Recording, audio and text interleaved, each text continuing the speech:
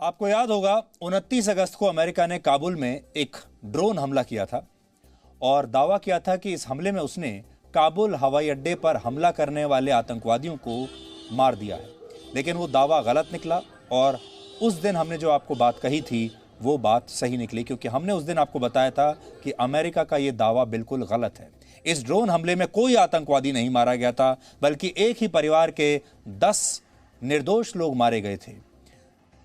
और हमने आपको 30 अगस्त को डीएनए में यह खबर दिखाई थी और उसी दिन हमने आपको यह कहा था कैसे अमेरिका झूठ बोल रहा है और उसने इस ड्रोन स्ट्राइक में आतंकवादियों को नहीं मारा, बल्कि इसमें एक इंजीनियर और उसके परिवार के 10 सदस्य मारे गए हैं, जिनमें 7 बच्चे भी शामिल हैं।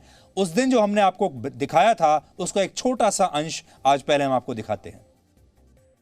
अमेरिका की सेना ने जिस गाड़ी में आतंकवादियों के होने का दावा किया था, उस गाड़ी में आखिर कौन कौन से आतंकवादी बैठे थे। इस हमले में यह बच्ची मारी गई है। क्या यह बच्ची आपको आतंकवादी दिखती है? यह अमेरिका के ड्रोन हमले में मारी गई बच्ची की तस्वीर है। इस हमले में ये 2 छोटे छोटे बच्चे भी मारे गए। ये दोनों शायद भाई थे। ये भी अमेरिका के इस ड्रोन हमले में मारे गए। इस हमले में ये 2 भाई भी मारे गए। क्या इनमें से कोई आपको आतंकवादी लगता है? तो ये वो लोग हैं जो अमेरिका के ड्रोन हमले में मारे गए हैं और अमेरिका ये कह रहा है कि उसने आतंकवादियों को मार डाला है। अमेरिका ने ये ड्रोन स्ट्राइक की थी। इनमें से एक घर से धुआं उठता हुआ आपको दिख रहा होगा और इस घर के बाहर एक गाड़ी बिल्कुल जली हुई और नष्ट हालत में खड़ी थी। अमेरिका का दावा है कि इस गाड़ी में विस्फोटक था और इसे चला रहे लोग काबुल एयरपोर्ट पर फिर से ब्लास्ट करने जा रहे थे। ये लोग हमला करने के लिए जा रहे थे और पूरा विस्फोटक गाड़ी में भरा था। जबकि सच ये है कि अमेरिका की इस एयर स्ट्राइक में जो 10 लोग मारे गए हैं, इनमें से 7 तो सिर्फ बच्चे थे। Has the US now reached out to you and have they apologized? Yeah, first of all, I thank you so much for we on TV and for Anas Malek to have a good report for us. And after that, I want for USA justice. The 2 person doing this action are attack that they should court. They should punish it by USA court. By USA court. By USA court. Has the USA reached out to you and said that we are sorry? Have they done that? Yeah. How? Yeah, that I hear for TV. Yeah. They have not called you? No one's call has, just I hear for TV that for media that they accept their admit and just like this. Right. Yeah. How do you think justice will be done with the family, except for the court punishment? Will you go to the court? Will you fight for them? How? Yeah, but you know better that I can't fight with them. They are a powerful country.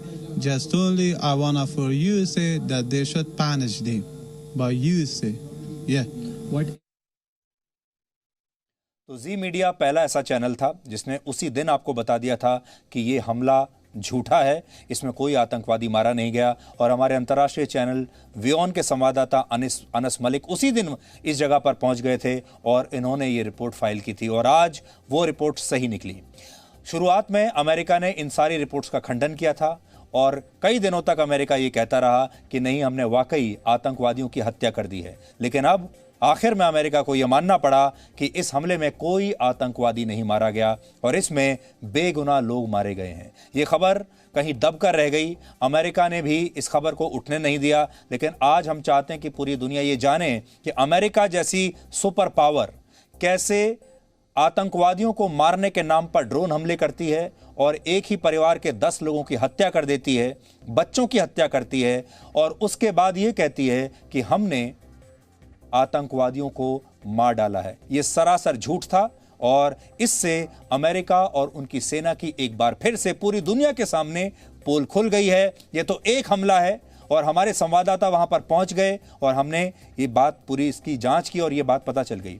न जाने इससे पहले America की सेना ने न जाने और कितने ऐसे हमले किए होंगे जिसमें उन्होंने दावा तो यही किया होगा कि उन्होंने आतंकवादियों को न्यूट्रलाइज कर दिया है। लेकिन हो सकता है उनमें भी आधा सच आधा झूठ हो या फिर पूरा की पूरा ही झूठ छिपा हुआ हो।